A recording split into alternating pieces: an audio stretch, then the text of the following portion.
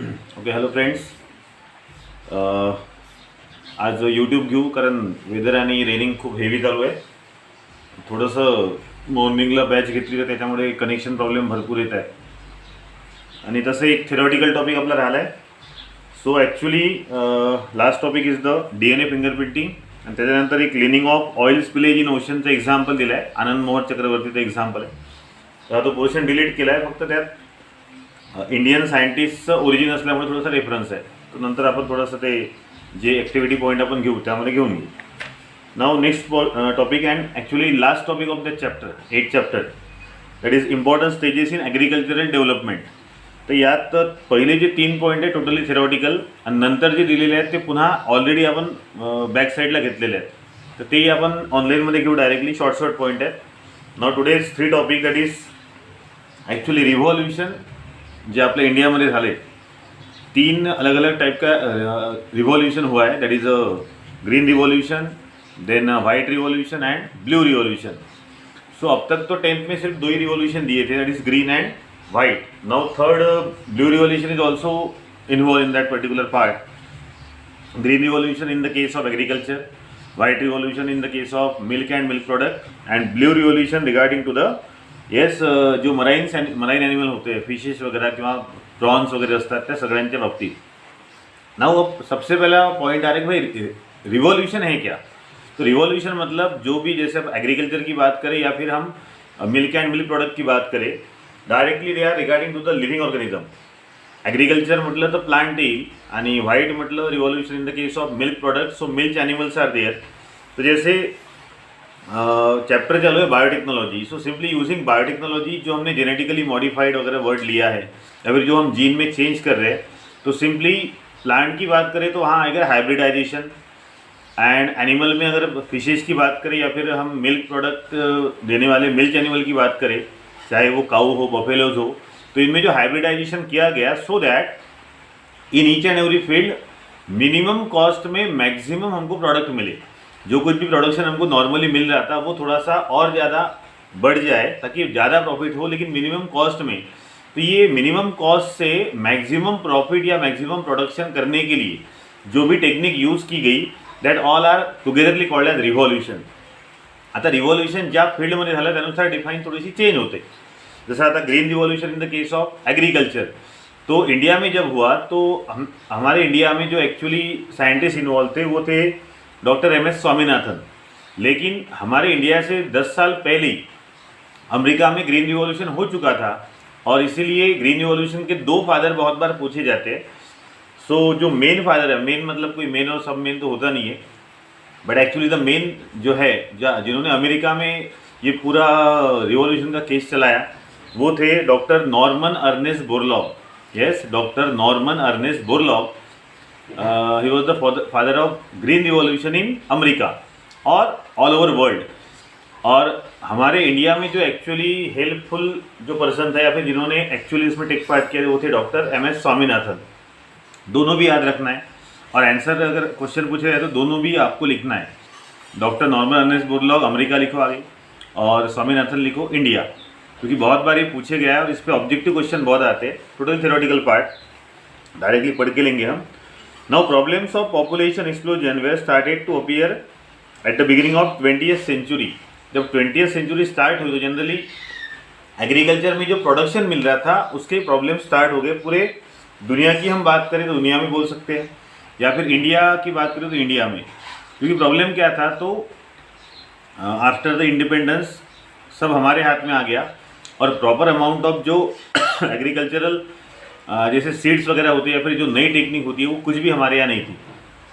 त्याच काळामध्ये एक फेमिन म्हणजे दुष्काळ पडला.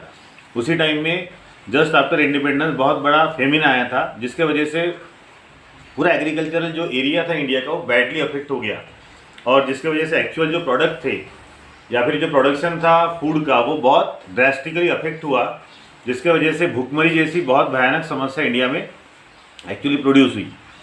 तो फिर इंडिया वालों ने भी सोचा कि भाई इस पर कुछ ना कुछ हमको करना पड़ेगा और उससे ही 10 साल पहले या एक 8-1 साल पहले अमेरिका में एक्चुअली ये सब हो चुका था, मतलब ग्रीन रिवॉल्यूशन. ओके, तो फिर वहाँ से जो कुछ उन्होंने किया, क्योंकि आफ्टर ग्रीन रिवॉल्यूशन अमेरिका में प्रोडक्शन बहुत ज़्यादा बढ़ चुका था, तो उन्होंने क्या किया वो सब हमारे इंडिया में किया गया और उसी को कलेक्टिवली कहा जाता है green revolution.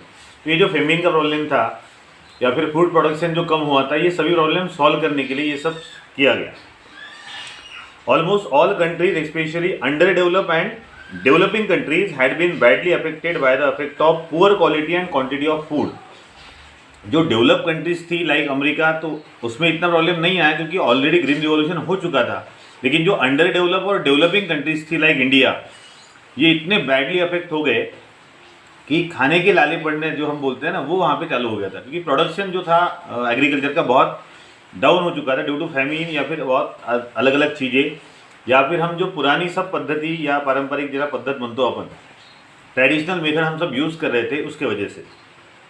Now various method applied for harvesting the maximum yield from minimum land are collectively called as green revolution.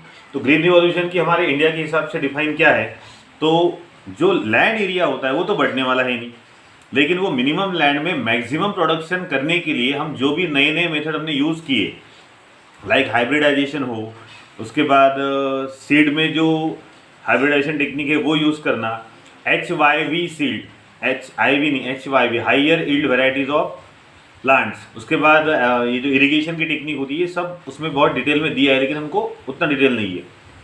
So all the methods which are collectively use to obtain the maximum yield from minimum land.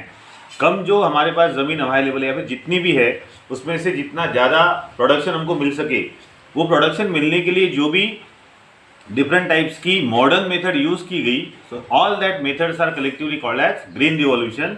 So in simple language how we define that green revolution, it is the technique to obtain the maximum yield from minimum available land using the modern technique is simply called as green revolution. Now अब इसमें कुछ example दिए, improvise dwarf variety of wheat and rice. अब जैसे क्या क्या किया गया, तो व्हीट और राइस की जो वैरायटीज हमारे यहाँ ऑलरेडी थी उसको इम्प्रूव किया गया। अब इम्प्रूव करना मतलब आप बोल सकते हो जैसे जेनेटिकली मॉडिफाइड यूजिंग बायोटेक्नोलॉजी। तो जो ड्वार्फ वैरायटी, ड्वार्फ मतलब जो हाइट जिसकी कम होती है, उसमें इम्प्रूवमेंट किया गया राइस और व्हीट के वैरायटी में, ताकि राइस और व्हीट का प्रोडक्शन ज़्यादा बढ़ सके। तो it is the first point, genetically modified variety और we can say that improvise variety of wheat and rice is there. Second, proper use of fertilizer and pesticide. अब पहले तो हम नेचुरल फर्टिलाइजर यूज़ कर रहे थे जो अच्छा था, लेकिन उससे उतना हाई प्रोडक्शन नहीं मिलता, और यही वो ग्रीन रिवॉल्यूशन का टाइमिंग है जब large amount of pesticide to kill the pest, that is for various diseases avoid करने के लिए, या फिर जो हम फर्टिलाइजर प्लांट को देते हैं that is NPK, nitrogen phosphorus and potassium, तो ये सब केमिकल फर्टिलाइजर का यूज़ शुरू कर दिया गया। पेस्टिसाइड जो थे to kill the pest which is actually responsible for various diseases, ये सब का यूज़ करना शुरू किया, second point. And third is जैसे मैंने बताया वाटर मैनेजमेंट टेक्निक, जो इरीगेशन टेक्निक थी जैसे ड्रिप इरीगेशन, स्प्रिंकल इरीगेशन, ये सब उसी टाइम में किया गया ताकि जो वाटर का वेस्टेज है वो भी कम हो सके और large amount of proper amount of water plant को मिल सके। So water management had lead to the increase production of food grain and thereby large population had been save from hunger. तो ये जो सब टेक्निक यूज़ की गई, मतलब हाइयर यील्ड वैरायटी का यूज़ करना, proper use of chemical fertilizer, then use of pesticide to prevent the disease, then water की irrigation technique, so that production बहुत ज़्यादा बढ़ा और जो लार्ज पॉपुलेशन हंगर की वजह से परेशान थी या भूखमरी से बहुत से लोग मर रहे थे, वो एक प्रॉब्लम वहाँ पे सॉल्व किया गया। Doctor Norman Ernest Borlaug from USA and doctor MS Swaminathan from India have the valuable contribution in green revolution. तो ये दोनों का नाम भी आपको याद रखना है। Now various research institute and laboratories are engage in the development of new varieties of crop through the research. जैसे मैंने अभी बात की HYV seed, that is higher yield variety, तो जो भी हमारे इंडिया में कुछ वैरायटी थी उसको क्रॉस किया गया विद द फॉरेन वैरायटी, और उससे जो नई नई वैरायटी बनी जिससे प्रोडक्शन ज़्यादा मिला और मिनिमम अवेलेबल लैंड में। तो ऐसे बहुत सारे लेबोरेटरीज इंडिया में हैं जहाँ पे ये रिसर्च किया गया ड्यूरिंग दैट ग्रीन रिवॉल्यूशन, और आज भी ये चल रहा है। फॉर एग्जाम्पल कुछ नाम दिए, Indian agricultural research institute that is IARI which is situated in the new Delhi, तो ये सब आपको आ सकता है MCQ में। Then national citrus research institute Nagpur, citrus मतलब जिसको फ्रूट आते हैं या फिर जो जूस वगैरह निकालते हैं ना, फ्रूट वाले प्लांट, उसको कहा जाता है साइट्रस फ्रूट या citrus plant. So national citrus research institute Nagpur and allied branches, मतलब उसके बहुत सारे ब्रांचेस डिस्ट्रिक्ट लेवल पे फॉर्म की गई और वहाँ पे ये सब रिसर्च कैरी आउट किया गया। Then Indian institute of science and national pomegranate research institute at Solapur. So they are some institute जहाँ पे बहुत अच्छी तरीके से रिसर्च तब हुआ और आज भी हो रहा है। That is about the actually green revolution. Now second आता है white revolution in the case of milk and milk product, क्योंकि तब एक ग्रीड बनाया गया। जैसे आपको पता है इसके पीछे डॉक्टर वर्जिस क्यूरियन तो थे, लेकिन आज जो आपको पता है अमूल के product Anand Mohan union limited, ऐसा वो कंपनी तब थी और आज भी है, ये इसके पीछे बिहाइंड फोर्स थी जिन्होंने पूरे इंडिया में एक मिल्क का ग्रिड बनाया। ग्रिड मतलब नेटवर्क, क्योंकि पहले कैसा है कि जो स्मॉल विलेज थे वहाँ पे बहुत large amount of milk production होता था, लेकिन वहाँ पे जो लोग थे और मैक्सिमम जितने वो गांव में लोग रहते वो सबके पास मैक्सिमम लोगों के पास कैटल्स थे। तो उसकी वजह से होता क्या था कि वो जो अमाउंट ऑफ मिल्क वहाँ प्रोड्यूस होता था वो वहीं पे यूज़ होता था, और जहाँ पे कैटल्स कम है वहाँ पे वो पहुँचता नहीं था। तो ये जो वाइट रिवॉल्यूशन किया गया, इसमें एक प्रोजेक्ट बनाया गया ऑपरेशन फ्लड नाम का, जिसके थ्रू पूरे इंडिया में जो भी विलेज थे वो विलेज को कनेक्ट किया गया टू द सिटीज़, और जो भी गांव में दूध बचता था उसको ये ट्रांसफ़र करते थे। तो इस तरीके से एक नेटवर्क बनाया। आज जो आप हर गली मोहल्ले में डेयरीज देख रहे हो, इसकी शुरुआत तब से हुई थी। तो ये सब जो इम्प्रूवमेंट हुआ in the milk and milk product, जो रिवॉल्यूशन आई, जो क्रांति आई, that is called as yes white revolution. तो इसके लिए फादर ऑफ वाइट रिवॉल्यूशन ध्यान रखना है हमको, doctor Verghese Kurien. Okay, now see various parts of India where rich in the milk and milk product. वैसे तो पुराना भी है आज भी है, क्योंकि हमारी इंडिया एक तो एग्रीकल्चरल कंट्री है, साथ में हम मिल्क प्रोडक्ट के लिए भी बहुत ज़्यादा मशहूर है। Those product they are not sufficient to meet the need for far flung region. अब गाँव में ये मिल्क या मिल्क के प्रोडक्ट तो बहुत मिलते हैं, लेकिन जो फार फ्लंग एरिया है जहाँ पे कैटल्स कम है या फिर मेट्रोपॉलिटन सिटीज़ होती है, वहाँ पे जनरली इसकी एक्चुअली अवेलेबिलिटी कम होती है, वहाँ दूध मतलब बहुत ही कम मिलता है। So doctor Verghese Kurien proved through the cooperative movement and use of biotechnology that dairy cannot be elite but it was a mainstream business। अब तब क्या था कि भाई दूध या उसके प्रोडक्ट बनाना या फिर कैटल्स वगैरह डोमेस्टिकेट करना, घर पे पालना, ये एकदम नॉर्मल बिजनेस लोग समझते थे। लेकिन डॉक्टर वर्जिस क्यूरियन ने प्रूव किया कि ये एक मेन स्ट्रीम बिजनेस हो सकता है अगर सच में इसका प्रॉपर तरीके से लो, अच्छे से अगर उसको क्या कहेंगे हम, जैसे फुल डिवोशन के साथ अगर ये किया गया तो ये मेन बिजनेस हो सकता है। ये उन्होंने बताया खुद का एग्जाम्पल देके। So he put the cooperative dairy movement of Anand Gujarat at all time status, और उन्होंने उसका एग्जाम्पल देने के लिए फिर अमूल प्रोडक्ट का एग्जाम्पल दिया, क्योंकि गुजरात की ये कंपनी है जो तब भी बहुत अच्छी थी और आज तो बहुत ही बड़ी हो चुकी है, आनंद मोहन यूनियन लिमिटेड। जो आज अमूल के total product through the India जा रहे हैं वो सभी इसी कंपनी के। तो एग्जाम्पल देकर उन्होंने बताया कि इस तरीके से अगर ये कर सकते हैं तो आप भी एक मेन स्ट्रीम बिजनेस की तरह मिल्क एंड मिल्क प्रोडक्शन का जो एक कोऑपरेटिव मूवमेंट है उसको चला सकते हैं। फिर क्या किया गया? While achieving the self-sufficiency in the dairy business, various experiments were performed for the quality control, newer dairy product and their preservation। तो उन्होंने नई नई मॉडर्न टेक्निक बताई लोगों को, फार्मर को बताई कि क्योंकि कैसा है कि milk is a perishable food. Perishable food मतलब ये बहुत दिन तक रह नहीं सकता, इसीलिए हम उससे बहुत सारे प्रोडक्ट बनाते लाइक चीज़, पनीर वगैरह, लेकिन ये प्रोडक्ट भी बहुत दिनों तक चलते नहीं है। अब इसका मेन रीज़न होता है कि जो हम दूध निकालते हैं या फिर हम प्रोडक्शन जो करते हैं तो उसके लिए ट्रेन लेबर हम यूज़ नहीं करते, उसके बाद प्रॉपर तरीके से प्रिजर्वेशन किया नहीं जाता। अगर वो किया गया तो बहुत दिनों तक हम मिल्क या मिल्क प्रोडक्ट को प्रिजर्व कर सकते हैं। तो ये जो नई नई टेक्निक थी यूजिंग बायोटेक्नोलॉजी, ये सब इन्होंने बताई। जैसे एग्जांपल दिया यहाँ पे देखो, various experiments were perform for the quality control. सबसे पहले तो दूध की क्वालिटी ख़राब नहीं होना चाहिए। ओरिजिनल है तो उसको आप जैसे वाटर मिक्स किया जाता है या फिर उसको प्रॉपर तरीके से निकाला नहीं गया फ्रॉम दैट एनिमल, तो उसकी क्वालिटी ख़राब हो सकती है। तो उसके लिए नए नए एक्सपेरिमेंट बताए गए उनको कि भाई किस तरीके से आपको ये सब करना है। फार्मर्स को ट्रेनिंग दी गई। न्यूअर डेयरी प्रोडक्ट, अब तब क्या दूध से दही बनाओ या फिर थोड़ा बहुत हम पेड़े वगैरह जो आज खाते हैं ये बनाते थे, लेकिन नए नए प्रोडक्ट भी उससे बन सकते हैं जो कि बहुत लॉन्ग टाइम तक आप प्रिजर्व कर सकते हो। ऐसे कुछ नए प्रोडक्ट बनाने के लिए उनको यस प्रोत्साहन दिया गया। And actually very important preservation. अब दूध का भी प्रिजर्वेशन आप कर सकते हो, लेकिन उससे जो मिल्क प्रोडक्ट आप बनाते हो अगर वो बहुत दिनों तक आपको रखना है तो उसको प्रॉपर तरीके से प्रिजर्व करना पड़ेगा। तो ये सबके लिए नए नए इंस्ट्रूमेंट उन्होंने बताए। एंड फाइनली वाइट रिवॉल्यूशन का जो एक नेटवर्क बना था इन the case of milk and milk product, उसमें पूरे इंडिया को जोड़ा गया। तो that is about the second point in the case of revolution, that is white revolution. और थर्ड एकदम शॉर्ट में दिया, that is a blue revolution. अब जैसे आपको पता है कि इंडिया में बहुत बड़ी बड़ी नदियाँ हैं और ओशन का भी जो कोस्टल एरिया है वो बहुत ज़्यादा है।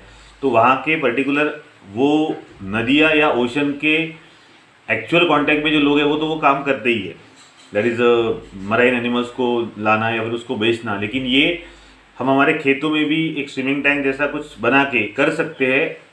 इसके बारे में या फिर जो नई नई सीड्स होती है, अब सीड मतलब ये इसके बीज नहीं, तो फिश प्रॉन्स वगैरह जो मराइन एनिमल्स होते हैं उसके भी जो छोटे छोटे ऐसे स्मॉल लार्वल कंडीशन के एनिमल होते हैं उसको सीड कहा जाता है। तो ये सब प्रिजर्वेशन टेक्निक या फिर उनको किस तरीके से डोमेस्टिकेट करना, ये सब इन the case of marine animals के बारे में बताया गया। और इसमें भी बहुत से लोग तब जुड़े, वो एक पर्टिकुलर फील्ड में भी एक क्रांति हुई, रिवॉल्यूशन हुआ, और उसको कहा जाता है as blue revolution. Production of various useful aquatic organism with the help of water is called as blue revolution. तो वाटर का यूज़ करके जो भी अलग अलग टाइप्स के मराइन एनिमल होते हैं, फिश है, प्रॉन्स है, क्रैब्स वगैरह होते हैं, ये सबका डोमेस्टिकेशन करना, that is simply called as blue revolution. Farm ponds and the fishes are the fishes are very common in the East Asian countries, but however people are not only thinking of cultivating the fishes and shrimps but other aquatic plants and animal too। जैसे मैंने कहा कि coastal area जो था, जैसे इस eastern area में, हमारे इंडिया का जो ईस्टर्न एरिया है उसमें बहुत ज़्यादा समुद्र किनारा बोलते ना अपन, तो वहाँ पे लोग करते भी है। लेकिन जहाँ पे बहुत बड़ी नदियाँ नहीं है तो क्रॉप पॉन्ड्स बोल रहे हो, मतलब खेती में अगर आपके खेत में बहुत बड़ा कुआं है तो हम वहाँ पे भी कर सकते हैं, या फिर छोटे छोटे अगर लेक आपके एरिया में है तो वहाँ पे हम फिशरीज का काम कर सकते हैं। ये सब उनको बताया गया। Government of India has vowed to increase the production by encouraging the people for pisciculture by launching the program. अब जैसे फिश कल्चर को पेसी कल्चर भी कहा जाता है, क्योंकि हमने पढ़ा है पाइसेस, जैसे हम बोलते थे group of fishes and all other animals. तो कुछ ऐसे मिशन बनाए गए जिसका नाम आपको याद रखना है, बहुत इंपॉर्टेंट है, अगेन एमसीक्यूज। जैसे एक नील क्रांति मिशन था 2016 में, एक नील क्रांति मिशन के तहत ये सब लोगों को समझाया गया, उनको ट्रेन किया गया, और ये ब्लू रिवॉल्यूशन में जो हम मराइन एनिमल्स का डोमेस्टिकेशन करते हैं उसके लिए लोगों को प्रोत्साहन दिया गया। उसके बाद जिसको वो नील क्रांति मिशन को NKM16 के नाम से भी जाना जाता है। 50 to 100% subsidies are also offered in this case. Subsidy मतलब जैसे गवर्नमेंट आपको वो सब सीड्स वगैरह या फिर जो भी आपको इंस्ट्रूमेंट चाहिए फॉर दैट पर्टिकुलर बिजनेस वो आपको प्रोवाइड करेगी। तो 50% सब्सिडी का मतलब जितनी भी उसकी कॉस्ट होगी तो उसमें से 50% गवर्नमेंट देगी, 50% आपको देना है। मतलब एक तरीके का जो हम बोल सकते हैं कि भाई गवर्नमेंट ने लोगों को वो काम करने के लिए एक्स्ट्रा गवर्नमेंट के थ्रू पैसा दिया ताकि लोग वो सब कर सके। Marine and fresh water fisheries is possible on the large scale and fresh water, अब इसमें जैसे दोनों दिया है, मराइन है तो आपको ओशन ही चाहिए, लेकिन फ्रेश वाटर फिशरीज भी आप खेत में कर सकते हो, जैसे पॉन्ड्स है या फिर छोटा सा अगर लेक है तो उसके लिए सब सब्सिडीज गवर्नमेंट के द्वारा दी गई। अब कुछ नाम दिए, जैसे क्लासिफिकेशन ऑफ एनिमल भी हमने पढ़ा है उसमें से। फ्रेश वाटर फिशेज लाइक रोहू, कतला and other fishery product like shrimp and lobster are being cultured on the large scale। तो जो हमारी लोकल वेराइटीज़ थी फिश की या फिर लॉबस्टर की, तो उनको प्रॉपर तरीके से किस तरीके से प्रोड्यूस करना है या फिर उसको किस तरीके से रिप्रोडक्शन उसका करवा लेना है, ये सब ट्रेनिंग दी गई। और ये जो चीज़ें हुई इन the case of marine and aquatic animals, उसको सबको लिया जाता है commonly in blue revolution. Okay, so that is about the 3 types of revolution. अब इसके बाद फिर से कुछ फर्टिलाइजर के, इंसेक्टिसाइड, ऑर्गेनिक फार्मिंग के कुछ टॉपिक दिए हैं, तो ये हम एक्चुअल लेंगे in online class. Okay, so that is about the today's that 3 revolution part.